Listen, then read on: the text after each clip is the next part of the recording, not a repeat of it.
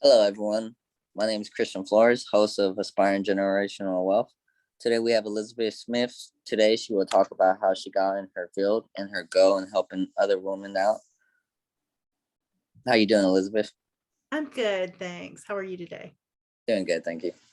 Good. So how did you start your journey? So I actually started with my own personal health crisis. I got very sick. Starting in my 20s, I started having just a lot of hormonal imbalances, a lot of recurrent infections. And throughout my 20s and 30s, spent a lot of time in doctor's offices. Then in my 40s, I had a health crisis. My body started shutting down. And I was just basically told by the doctors that that was my life now. And that was just not acceptable to me. So I went on a journey to heal myself, healed my hormones, healed the chronic infections, got healthier than I've ever been in my life. And just along the way, found a passion to help other women along the same journey. So many times we go to the doctor and we're just told that our labs are normal, or it's all in our head, or we just need an antidepressant or a birth control pill. And that's just not the answer. And so I just found a passion for helping women that are in the same situation that I was in, dealing with their own health crisis, and that are not willing to accept that that's just what their life is, that they want a better life. And so I got myself well, and then I learned how to help other women, and that's my passion now. What were some signs that told you that you had like something wrong?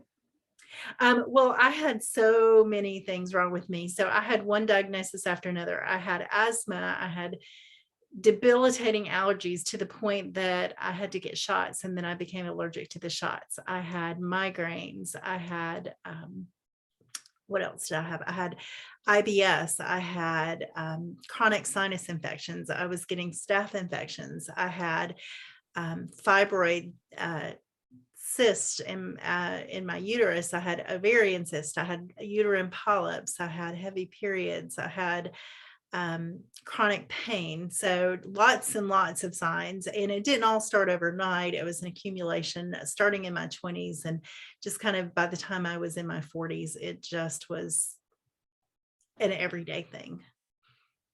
So what did you do to change? So I did a couple things. The first thing I did was just kind of looked at my lifestyle and said, something isn't right here. And I just started really researching holistic just ways to heal your immune system, and ways to stop chronic infections. And so what I learned was that my gut health was a mess from years of antibiotics.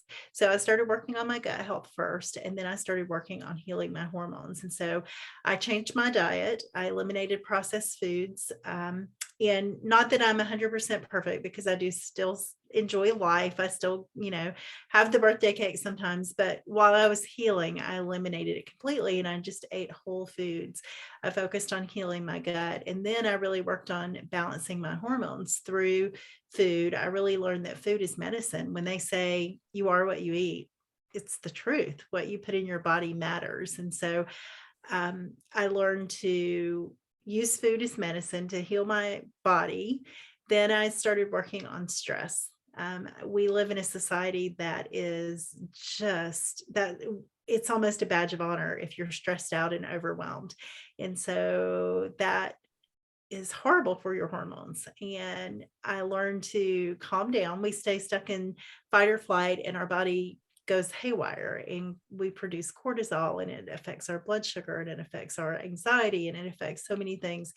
So learning to fix my diet, learning to uh, calm down, calm my nervous system, and then also just kind of learning about the toxins that we take in every single day in every area of our life, and how that affects our hormones.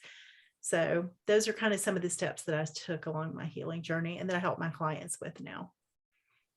So what are some foods that like if someone's starting off and it's hard for them to immediately stop like fast food or processed food? What are some foods that you give so that they can start the journey? Yeah, sure. So, and that's one thing I talk to my clients about. You can't change everything overnight. You can't just say, okay, today I'm going to change everything about my life, because that's not sustainable. It's small changes over time. And I was just meeting with a client this week and telling her that, because she was feeling overwhelmed. You don't have to replace everything in your home at once. As you run out of things, just replace it with more sustainable options. So the first thing that I start with is just add vegetables in. The vegetables, most of us don't eat enough. And just adding them in a little bit at a time is going to make a huge difference. So that's the first place we start with food. Is you don't have to go cold turkey overnight. So the two things that we really focus on is eliminating sugar, which is hard.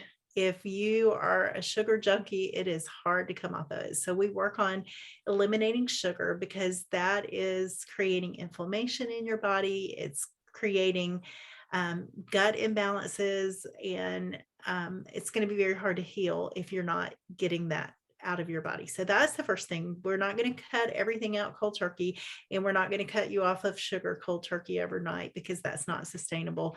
But we're going to slowly bring you off of sugar, and we're going to start incorporating vegetables into your diet. So with my clients, that's where I start. Those are the first things that I do. What are some substitutions like to eliminate sugar? Because I feel like sugar would be the hardest. Absolutely, it is. So we really focus in the beginning, while they're healing, we want to get them off of all sugars, even natural sugars. But to kind of ease them into that, we really want to start substituting the highly processed white sugars, and even artificial sweeteners, because our body kind of doesn't know what to do with those. And we really start easing into more natural sugars like honey and maple syrup, pure maple syrup, not the stuff that's created in a lab, but the real stuff. So honey, maple syrup, dates are a really great sugar alternative, and they add a lot of sweetness to things. So even coconut sugar is a less processed sugar. So trying to incorporate those things as we're easing them off and switching them from a more processed sugar to a more natural sugar. And then we can kind of ease them out. So everybody's different, because everybody has different levels of need for that, or different levels of, I hate to say it, but it is an addiction. It's a chemical reaction. Our bodies are craving that, and all of the bad stuff. If you're suffering from chronic infections or hormone imbalances, all those things in your body that are out of balance, they're craving that sugar. It feeds the infection, and it feeds the bacteria overgrowth and all the bad stuff in your body. So it's craving it. So I help my clients understand it's not about willpower. Nobody has the willpower to not give in to sugar when you have got that addiction going on. So it's about retraining your body. So if they don't feel like they can come off of sugar cold turkey, which most people can't, we really just introduce more natural forms of it, because your body doesn't have to work as hard to process that. Okay, so what are some some trials that you see that people have hard times in the process? Well, I think for most people, it's breaking habits. We all have habits that we formed. And so for my clients, and I know for me, even when I was going through my own healing journey, it was about the habits that I had. If I was having a certain kind of day or feeling a certain kind of way, there were things that I automatically went to. It was a bag of Reese cups or a bag of chips or whatever. And so breaking the habits that we've created is one of the hardest things for people to do. And especially the older you get, these habits have been ingrained for many years. So it takes time. You're not going to break a habit overnight. And also just shifting the mindset. So with my clients, we do a lot of mindset work. And we talk about, why am I grabbing for that bag of potato chips? What happened that triggered something in me that I need the comfort of that food? And so shifting the mindset of really looking at food as nourishment and a way to keep my body going, and a way for me to feel the best that I can feel, so that I can go live the life that I want to live with my family and my friends, instead of food as comfort. and instead of food as a reward or a punishment. Oh gosh, I had a great day and I did this, so I'm going to reward myself. I'm going to treat myself with whatever it is that people treat themselves with. Or, gosh, I was so bad this weekend, so why bother, and just punishing yourself with eating things that aren't good for you and beating yourself up mentally. So those are the two things, just shifting your mindset and really breaking out of the habits that we have, because a lot of times it is a habit. Okay, so with the habits, do you tell your clients about the 21-90 rule? So we actually talk about 80-20 is what we do. So, and that's sustainable. Yeah. So 80% of the time, we want to create habits that are nourishing our body and giving us the fuel that we need to do the things that we want to do and live the lives that we want to do. And then the other 20% of the time, we're going to go live our lives and we're going to go have fun and we're going to have the cake and we're going to go out for the, weekend and go to the family event or go to the barbecue and not deprive ourselves. And that's the thing about when I work with my clients, I really want them to understand is this isn't a diet. It's not something that you have to restrict yourself. And when I go out, my friends and family, in the past couple of years know that I've changed my lifestyle. They know what I do. They know what I help people do. And so they're always like, well, what can you eat? And my response is, I can eat anything I want. I choose not to eat certain things because they don't serve my body. And so really helping them understand that 80% of the time we're focusing on nourishment and giving our body the things that it needs to serve us well. And then the other 20% of the time, I'm going and enjoying life. If I want the cheeseburger, I'm having the cheeseburger. If I want a slice of cheesecake, I'm having the cheesecake. And so while I was healing, I did not do that. I was very strict because I knew that my body needed time to heal. But once my body healed, I can do that. I have that flexibility and it's not going to harm me. So yeah, 80-20 for us. I like it. It makes it seem more realistic. Yeah. Because it will be hard. Like, I feel like you'll break eventually, but it's a good process. Yeah, exactly. It's not a diet, so there's nothing to break from. It's really that mindset shift of this is everything I do, I'm doing to fuel my body and to keep my body strong. And if you've had a health crisis, you know how important it is to have a strong body. When your body's not strong, that's all you want is a strong body. So, everything I do, every choice I make is about keeping my body strong. So when did you know that your body was like completely healed? Like, were there signs? Yes, there were. And honestly, it wasn't like one day I woke up and I was like, oh, I'm healed. It was a process. And now that I'm a few years into it, I can look back and I kind of look back and think, gosh, I didn't realize how sick I was. Like until my body completely shut down and I literally would get a cold and be in bed for a month with a cold, I didn't know how sick I was. And that was really, the day that the doctor told me, you have no immune system, that was kind of my wake up call. And that was when I really started my journey. But looking back, I really kind of every day I would be like, oh gosh, I can do this today. I couldn't do that yesterday. And then I would wake up one day and think, gosh, I haven't had a sinus infection in over a year. I didn't even realize that I was getting sinus infections every 6 to 8 weeks. So I think I didn't just wake up one day and say, I'm healed now. But as I would reflect back, I would realize my body had healed because I didn't have this symptom. I haven't had an asthma attack in years. I haven't had a migraine in years. So I just one day woke up and realized these things that used to be a part of my everyday life are no longer there. And I feel amazing. That's nice. That's awesome. I'm glad you're healthy.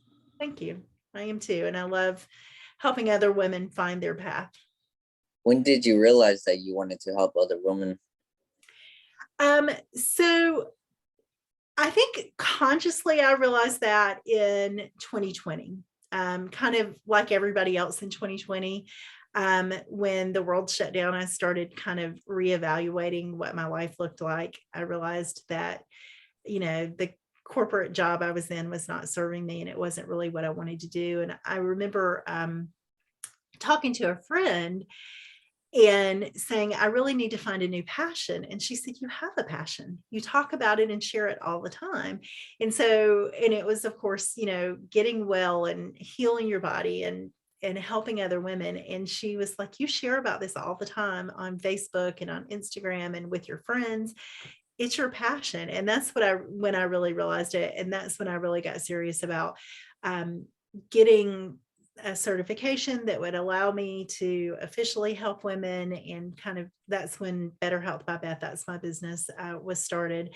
And it's just it's been so rewarding to just help other women find their path to wellness. That's awesome. So you left your job of 17 years. Was that hard to like give up, like financially? No. Well, financially, it was scary. But it wasn't hard because I have always been one that, for me, pursuing a passion is much more important than pursuing money. Like, I just feel like the money will come. Like, I don't need a lot. Material things have never been that important to me. So the financial piece of it, while it was scary to give up the security of a job, it was not scary at all, because I knew that if I pursued my passion, everything else would fall into place. Do you believe in like law of affirmation? Absolutely. Yeah, absolutely. So, Okay. yeah. Do you tell your clients about like law of affirmation? Yeah, absolutely. We talk, a huge piece of my program is mindset, and kind of, you have to believe that you can heal. You have to tell yourself that you can heal. You have to speak it, put it into the universe. If you want something to happen, speak it into existence. Say it every single day until it's your reality. And so, yeah, we definitely talk about that, and shifting our mindset, not just our thoughts around food, but our thoughts around ourselves. You can't tell yourself that you're a lost cause and that you're never going to be well, because that's what's going to happen. And so, yeah, we work a lot on mindset and believing that we can heal, and just small victories. We have to look at the smallest of victories. Every single time we meet, we talk about, what were your wins? What are the things that improved? No, you may not be completely healed yet, but it's only been 2 months. It may have taken you 30 years to get to where you are. And so it's not going to happen overnight, but let's talk about what has changed, what's improved. And I think that helps a lot. Yeah, it's always getting 1% better. Yeah, exactly. Yeah. So how do you like find balance in your career and then your personal life and passion? So for me, it's about setting boundaries. Because I love this so much, I would literally work 12 hours a day, answering emails, creating education, all of the things, recording podcasts. So I have to really set boundaries around my family's schedule. So I set my work hours to work around when my husband is working, and when my stepdaughter is at school, and then when everybody's home, I have to just put away the phone. I have to put away the computer, and I have to set that boundary of, these are my work hours and this is my family time. Excuse me. And so I'm going to only work during this time, and it's only going to be family this time. So that's what I have to do. I have to set boundaries, and I work with that with my clients a lot as well, because a lot of it is about setting boundaries. You have to take care of yourself, because, as they say, you can't pour from an empty cup. So you have to take care of yourself. You have to get yourself to a place that you're able to give to the people in your life that need you to give to them. Nice. So how do you said with the kids, how do you balance like doing business and I understand the boundaries, but doesn't it get hard?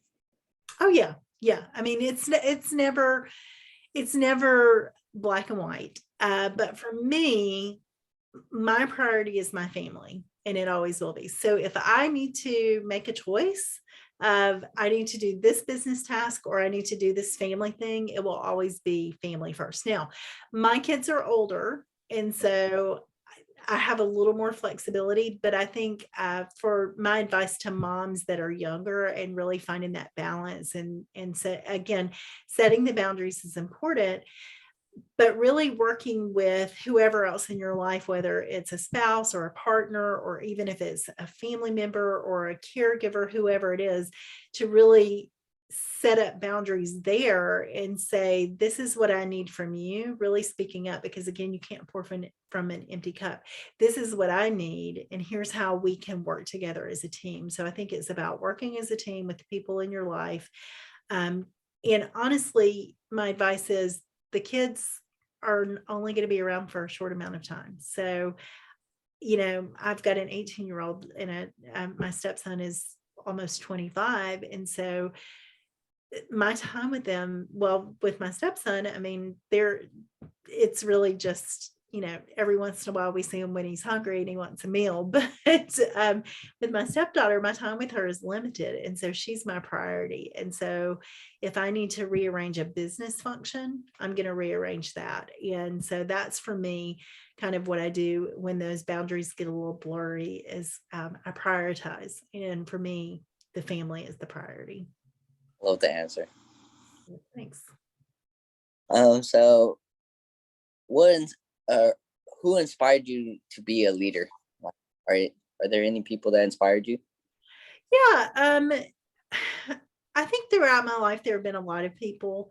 I'm an oldest child, so I've always been a little more outspoken and kind of opinionated, we'll say. So I think it's in me, just intrinsically in me, but just throughout my life, I think some of the people that I have looked up to and that have inspired me have been educators in my life. I've had really good relationships with some of the people in my life that educated me throughout college, just some of my professors. And most recently, my training is with Dr. Stephen Cabral. And so he is such an example of just coming from such a pure place of wanting to help people.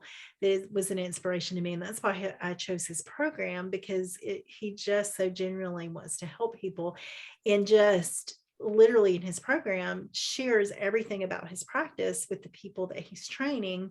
And so it was an inspiration to me and kind of a role model for me of wanting to be that person that I just generously share what I have.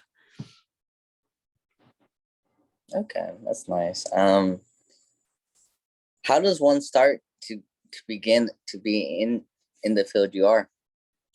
Well, the first thing is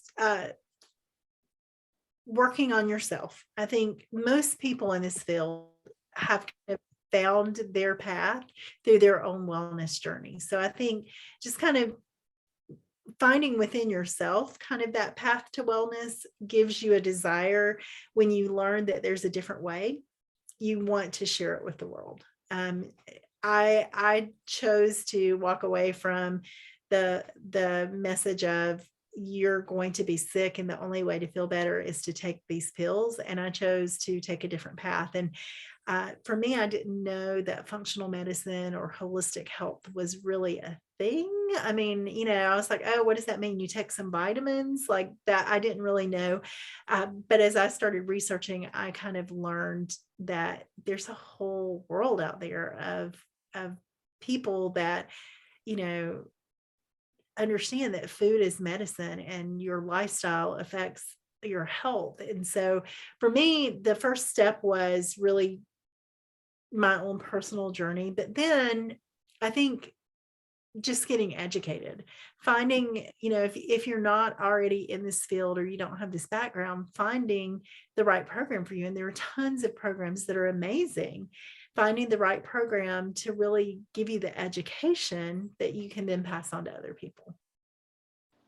Okay. Are there any books that helped you? Yes. So, as I mentioned, Dr. Stephen Cabral was my mentor, and his program is the one that I was trained under as an integrative health practitioner. And he actually has a book called The Rain Barrel Effect. And that book is amazing. It really explains all about all the things that I told you I learned along my way. Food is medicine, and really the toxins that we're exposed to and how it affects our health and so many things. So that is one. I'm looking at my bookshelf. Another one that I discovered when I was healing my gut, and I didn't really know a lot about it. It's kind of a book that explains gut health and kind of how to heal, and slash a recipe book. And it's a book called Help Yourself. And it's by Lindsay Maitland Hunt.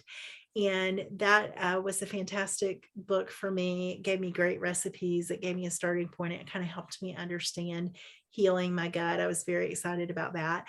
Another book that I just recently read that helped me I still learn every day, is Women, Food, and Hormones. And it really helps you understand, again, how food affects your hormones and how everything you eat comes back to how your body is functioning. Okay, so I want to go back to one of the things you said about like stress. So Mhm. when someone is stressed, what can they do outside of like craving the food that they want to eat? Uh-huh. So there are a lot of things you can do. And one of the things is working on just putting your body into a parasympathetic state. So calming activities, taking a walk, going outside and just soaking in some sunshine and taking a walk is going to help switch your body out of that fight or flight mode. Take a hot bath with some Epsom salts. Put on some soft music.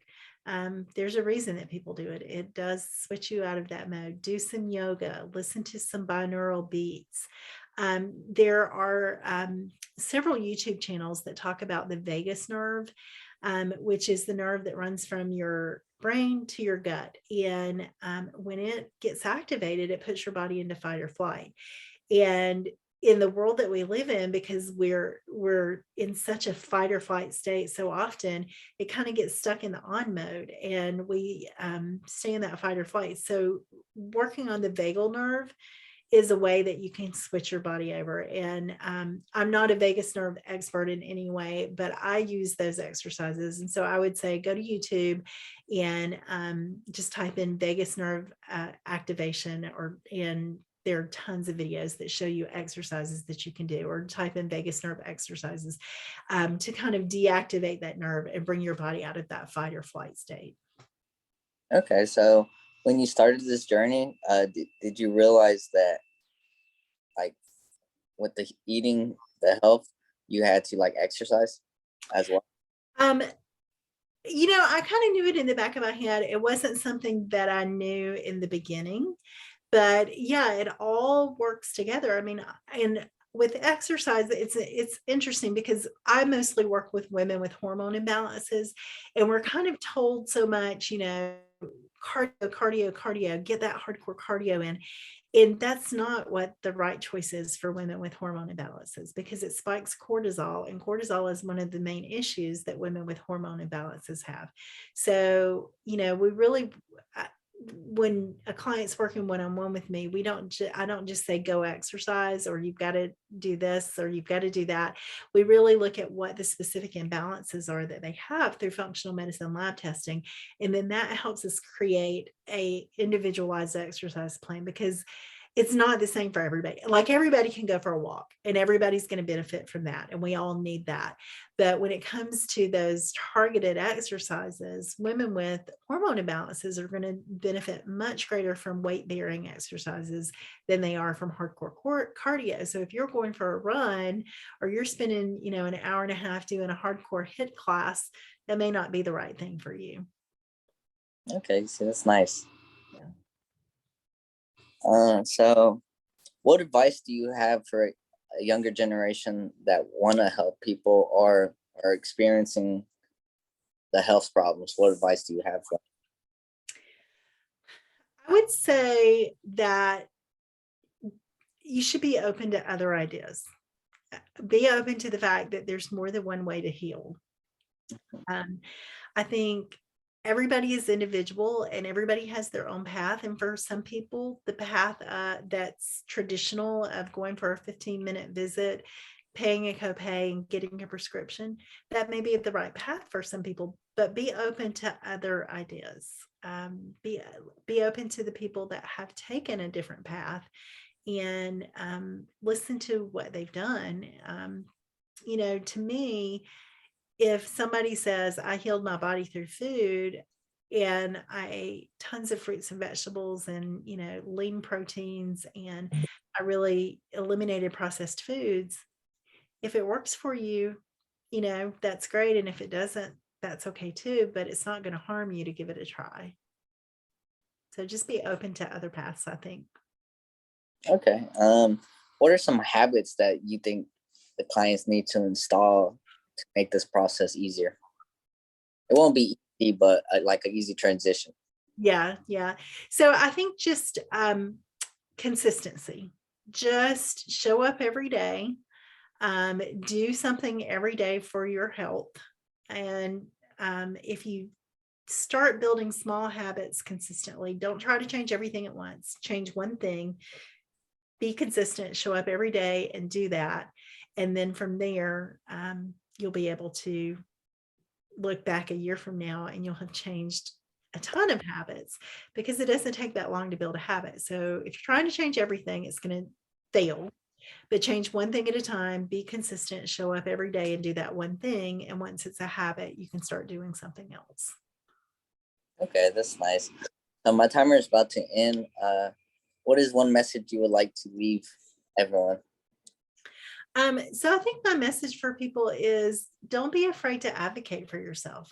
Just, you and your health and your body, and nobody is going to fight for your health more than you, and nobody's going to care about your health more than you. So don't be afraid to try something new. Don't be afraid to advocate for yourself, and don't be afraid to speak up when you need to. Okay, how can people find you? So I am on Instagram and TikTok at betterhealthbybeth.com. I'm active on both. I respond to all Instagram messages, so you can reach out to me there in DMs. And you can also go to my website, betterhealthbybeth.com. And if you go to my website and you're listening to this and you feel like you may have some hormone imbalances, I have a free quiz there to kind of guide you along what you think your hormone imbalances might be, and kind of what path you might need to take based on those quiz results. Okay, and if you could like send me everything, I'll put it in my bio Okay. and like go there. Okay, perfect. Okay, thank you. Thank you.